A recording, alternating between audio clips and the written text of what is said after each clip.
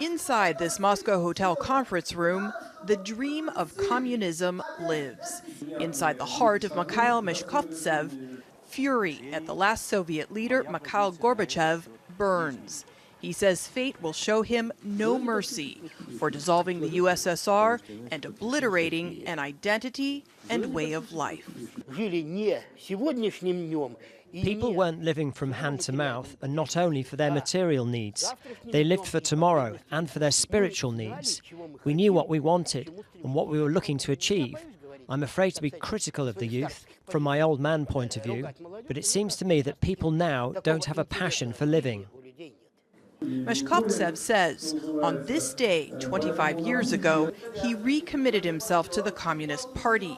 He eventually became one of the few communist governors in the post-Soviet era.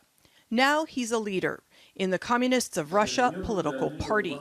He believes Russians will one day embrace a new and improved communist ideology.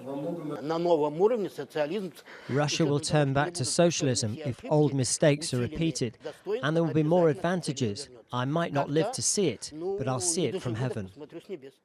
Vyacheslav Bachman spent 3 years in a labor camp and 2 years in prison. He says he got into trouble for investigating the government's tactic of punishing activists by committing them to psychiatric hospitals and questioning Soviet propaganda about Joseph Stalin's role in World War II.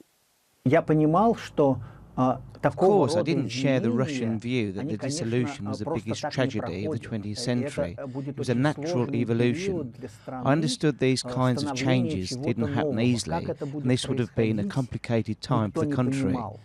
Two recent polls offer a snapshot of how Russians are feeling on the 25th anniversary of the dissolution of the Soviet Union. More than half of people say they regret it and it could have been prevented. Bachman says communism is a childish concept and will never play a dominant role in Russia's future. But he and Mishkovtsev agree. Hypocrisy and cynicism led to the unraveling of the communist state.